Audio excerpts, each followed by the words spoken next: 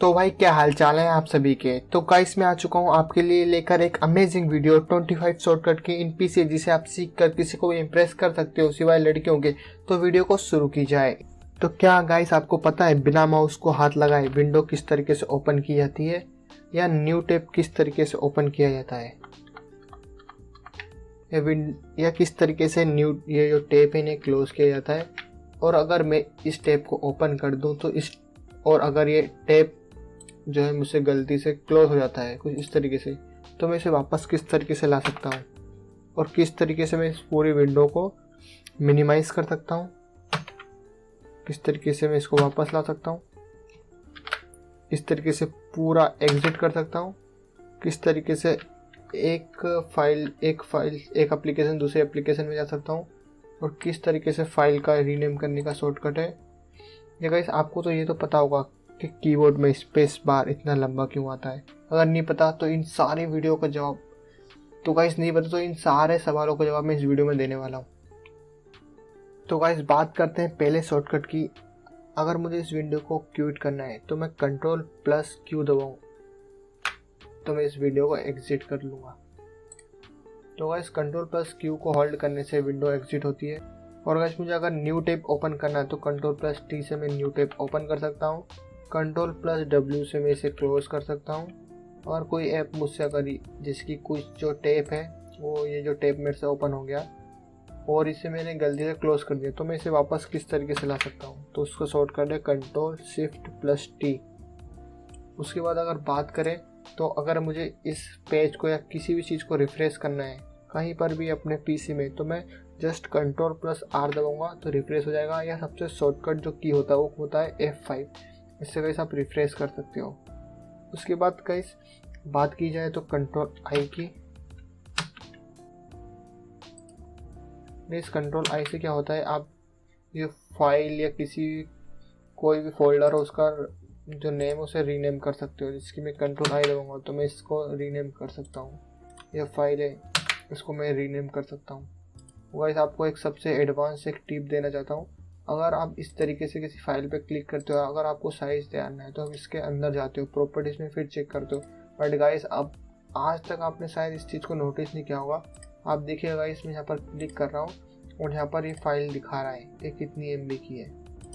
देखिए गाइस तो है ना ये अमेजिंग। और अगर और अमेजिंग बात करें तो गाइस आपको पता है कि मैं इस तरीके से यहाँ पर हूँ और अगर मेरे को कोई भी चीज़ ओपन करना है तो Ctrl+O से ये ओपन हो जाएगी और Alt+F4 से क्लोज हो जाएगी। और नेक्स्ट शॉर्टकट की बात करते हैं, अगर हमें कोई भी चीज़ प्रिंट करनी कोई सी भी चीज़ तो सिंपल Ctrl+P एंटर करेंगे, इसे हम प्रिंट कर सकते हैं। Ctrl+A से हम पूरा ऑल सिलेक्ट कर सकते हैं और डिलीट, तो ये पूरा डिलीट हो जाएगा। हमें माउस से इस तरीके से सिलेक्ट करने की ज़रूरत नहीं है। और अगर नेक्स्ट शॉर्टकट की बात करें तो Ctrl+S से गाइस किसी भी चीज़ को सेव किया जा सकता है।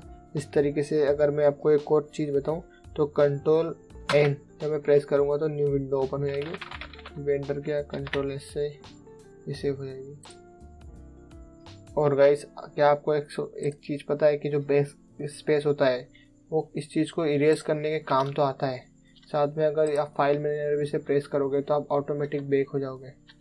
देखो मैं वीडियो में गया, उसके बाद यूट्यूब के अंदर थंबनेल में, फिर मैंने इसे प्रेस किया, इससे मैं बैक हो रहा हूँ।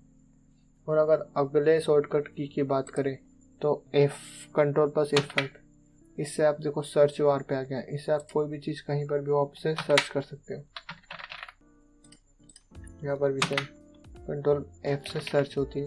गाइस आपको पता है सर्च यानी आपको लगा हो Ctrl+S से, क्यों ना ये शॉर्टकट Ctrl+F ही क्यों दिया गया। अगर Ctrl+S देते तो गाइस आपको पता है Ctrl+S से तो सेव हो रहा है, इसीलिए Ctrl+F का यूज़ करते हैं। अगर आपको ये विंडो मिनिमाइज करनी है तो Ctrl+J गाइस जो अगर गाइस और नेक्स्ट शॉर्टकट की ओर बढ़ते हैं तो वह Ctrl+J से गाइस अगर आपकी जो डाउनलोड आपने किया तो आपको यहाँ जाके, यहाँ तो खैर शॉर्टकट दिया हुआ है यहाँ पर, बट अगर बात की क्रोम की तो इसमें नहीं होता है। तो गाइस इसमें आपको डाउनलोड सेटिंग के अंदर डाउनलोड ऑप्शन ऑन करना पड़ेगा, बट अगर कंट्रोल जे करते हैं तो ये इसका शॉर्टकट है डाउनलोड हिस्ट्री को देखने के लिए। और अगर आपको हिस्ट्री देखना है तो कंट्रोल एच है इसका शॉर्टकट।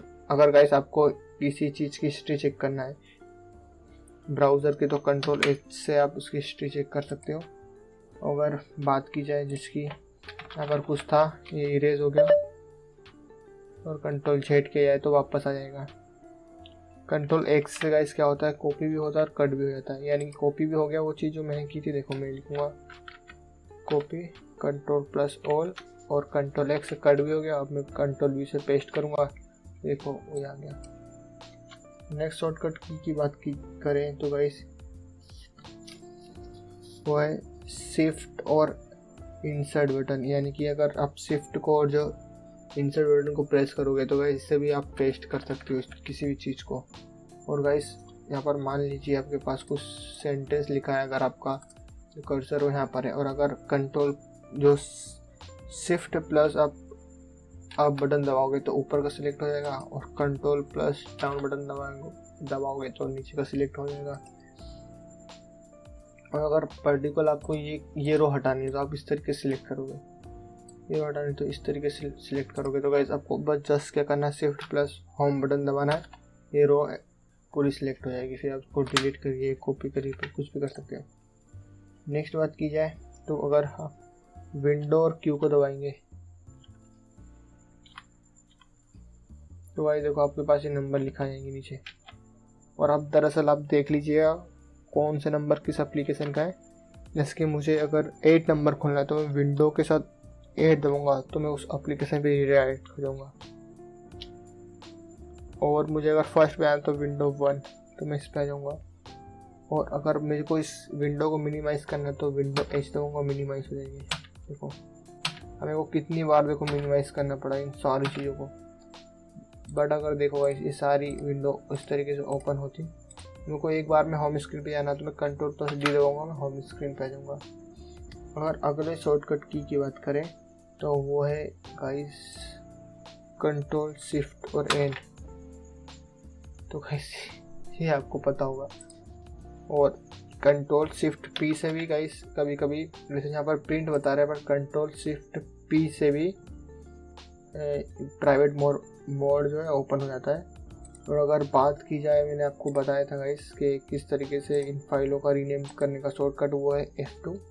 तो F2 का उपयोग किसी फाइल को शॉर्टकट होता है किसी भी फाइल को रीनेम करने के लिए। और गाइस आपको क्या एक बात पता है, अगर आप ये जो मैंने की प्रेस की है ये कौन सी की है, तो गाइस आपने सही गेस किया, ये एंटर की है।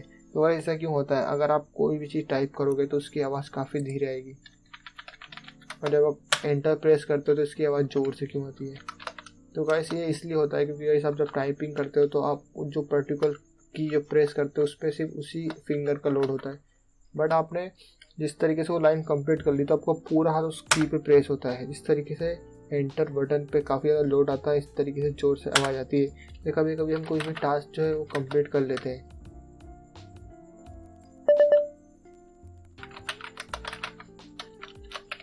तो हम उसको एक्साइटमेंट में दबाते इसलिए गाइस की बहुत ज़ोर से आवाज़ आती है। और गाइस अगर लास्ट क्वेश्चन की बात की तो हमारे जो कीबोर्ड में सबसे बड़ा जो बटन होता है स्पेस बार, उतना बड़ा क्यों होता है, तो गाइस ये होता है दरअसल आपका कीबोर्ड है उसमें आपकी जो फिंगर है वो सारी बिजी रहती है। यानी कि अगर आप होम रो से स्पेस को दबाओगे तो काफ़ी ज़्यादा दूर हो जाएगा, इसलिए गाइस स्पेस बटन को काफ़ी बढ़ा दिया जाता है ताकि उसे आप थंब से प्रेस कर सको। तो थैंक यू गाइस वीडियो देखने के लिए।